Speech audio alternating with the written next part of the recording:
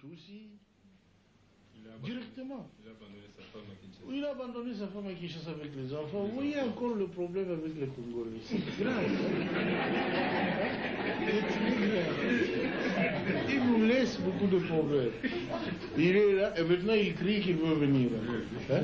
Bon, le voilà devenu un chef de guerre de la rébellion. Et ils sont allés ramasser tous les autres rebus que vous connaissez. Les Tambo Mwamba, les Zaidi Ngoma, l'autre est là, Lunda Boululu, Wamba Diawamba. Et vraiment une kermesse de gens, en tout cas, corrompus et inutiles. Pardon, le Bizi Makara, qui était mon ministre des Affaires étrangères, que je croyais congolais.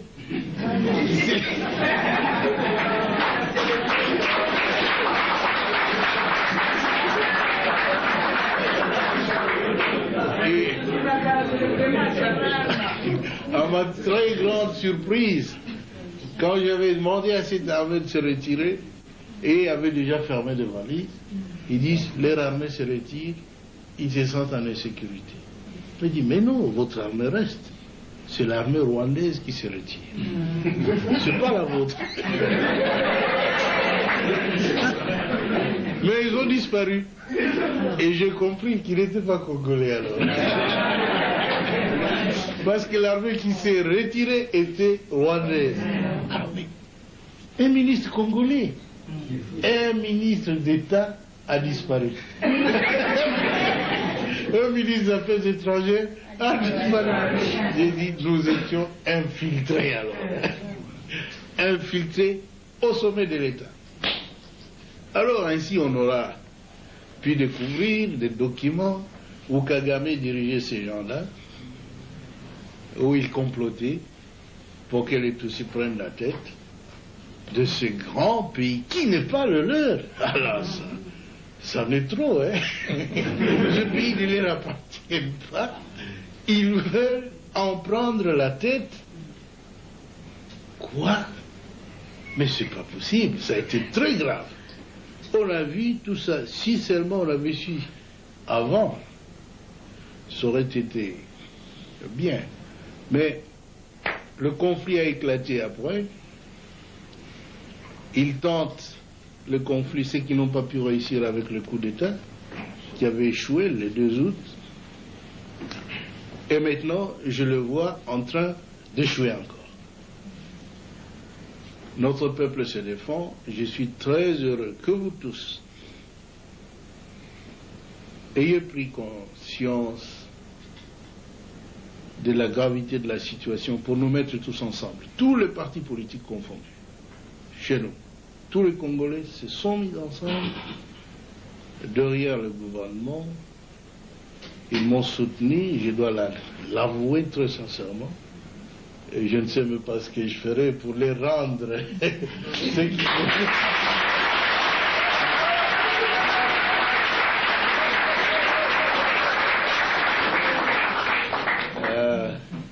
Mais ce que je dois vous assurer, c'est que je suis un soldat du peuple et je ferai mon devoir jusqu'à mon dernier jour. Je veux que mon pays soit totalement libre et en tout cas un pays moderne qui se développe, où sur le plan social nos villages doivent être transformés parce que tout le monde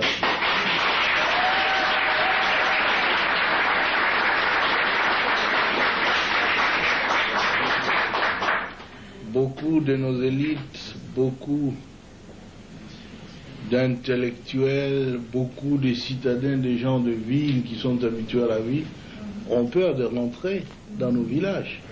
C'est parce qu'il n'y a pas de vie là-bas. Nous étions donc engagés dans un programme de reconstruction qui a commencé à porter fruit. Et tout cela sans assistance extérieure. Parce que les habitudes politiques en Afrique, c'est qu'on doit attendre de l'aide de la France, des États-Unis, de l'Union européenne, de la, de la Banque mondiale, de ceci, cela.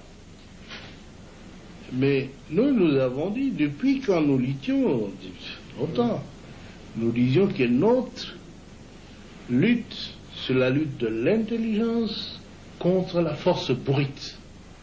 La force brute,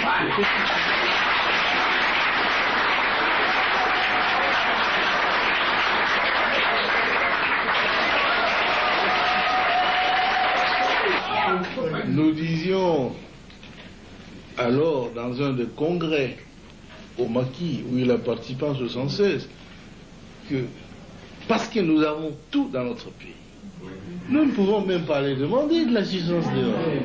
Il faut utiliser l'intelligentsia nationale pour transformer tout ce que nous avons.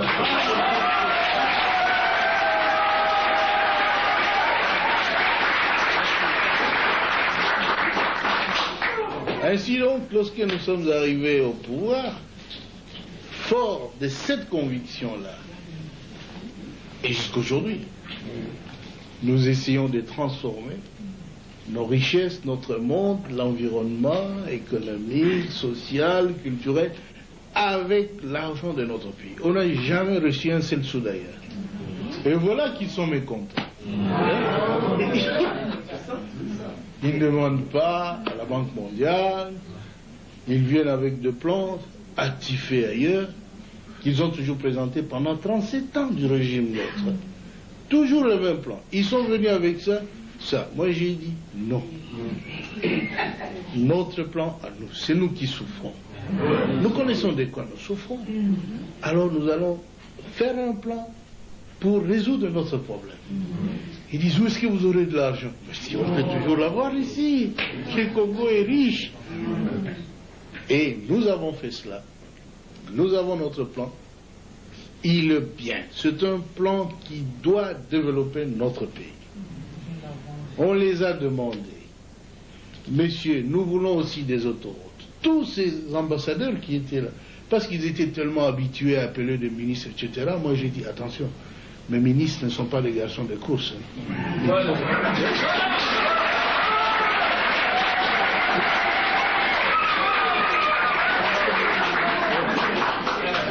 dit qu'il faut laisser le ministre résoudre le problème du pays. Si vous allez continuer à les appeler la nuit, des coups de téléphone, qu'est-ce que vous traitez avec eux? Chez nous, nos ambassadeurs ne vont pas faire ça. Ils ne sont pas capables d'appeler des ministres belges ou français ou américains qu'ils aillent chez l'ambassadeur congolais qui va leur dire des choses qu'il faut faire. Non.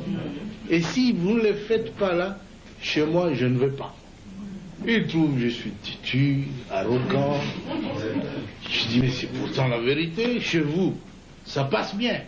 Ça doit aussi passer bien chez vous. Ne vous immiscez pas dans nos affaires. Alors, comment est-ce que vous allez avoir de l'argent? Vous ne ferez même pas 3 mois. Moi, il dit, 3 mois? Mais je ferai plus que 3 mois.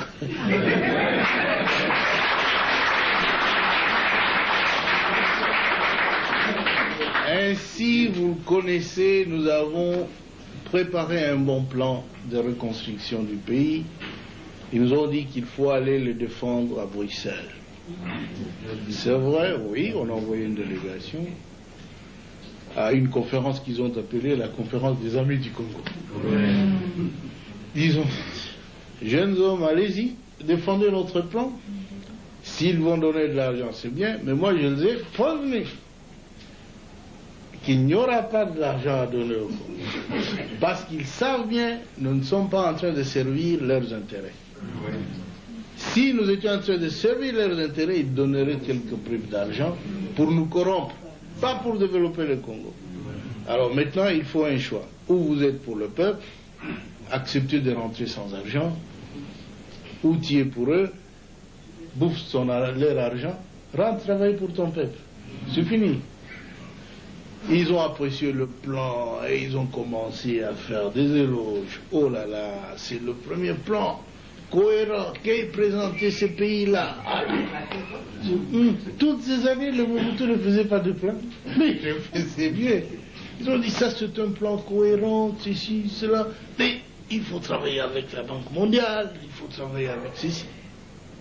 Ils sont revenus, on va ouvrir un trust fund, un compte commun, c'est-à-dire un panier où ils vont jeter de l'argent. Jusqu'aujourd'hui, hier, le ministre du Plan ici me disait, Président, il n'y a que 13 millions. Quoi? 13 millions, et encore que nous n'avons pas le droit de toucher à ces 13 millions. Parce que pour toucher les autres, et nous-mêmes, nous sommes nulle part. Et ils veulent dire dans quel secteur cet argent doit être utilisé. Moi, je les ai dit, alors là, ils peuvent oublier. S'ils veulent nous contrôler de cette façon-là, on n'a pas besoin de cet argent. 13 millions, c'est quoi? D'abord, il me disait qu'il y avait 80 millions. 84 millions. Moi, j'ai dit à tous ces ambassadeurs de l'Union européenne, mais 84 millions pour le Congo, c'est quoi?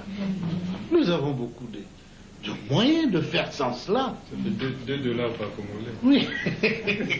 Nous avons moyen de faire sans vous, sans cet argent. Et nous ne voulons pas de conditions. En tout cas, je vous ai dit, avec votre argent, nous on continue. Et nous avons plus que 100 millions, plus que le panier des autres. Et encore que nous n'avons pas le droit de décider de l'utilisation de cet argent. Vous voyez, ce sont de blabla, ils se sont trop familiarisés avec l'Afrique. Ils jouent avec nous comme des gamins.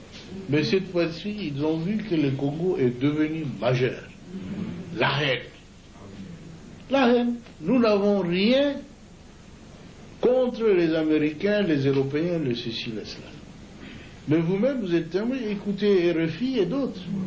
La campagne, quelle bassesse, hein? Ils ne font qu'accuser le Congo. Tout ne va pas, ceci, cela, mais tout va très bien. Sinon, le peuple ne se serait pas ligué autour du gouvernement.